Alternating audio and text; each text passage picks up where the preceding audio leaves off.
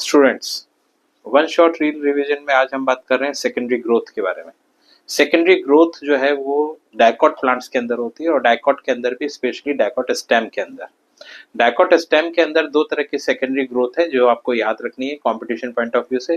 पहली जो ग्रोथ है वो है फेसिकुलर कैम्बियम के अंदर, जो दो वेस्कुलर बंडल के बीच में होता है, दैट इज कॉल्ड इंटरफेसिकुलर। और जो कैम्बियम जाइलम और फ्लूइम के बीच में होता है उसको बोलते हैं फेसिकुलर कैम्बियम। ये दोनों मिलकर के एक पूरा कैम्बियम रिंग बनाते हैं और इसके अंदर जो है सेकेंडरी ग्रोथ होती है।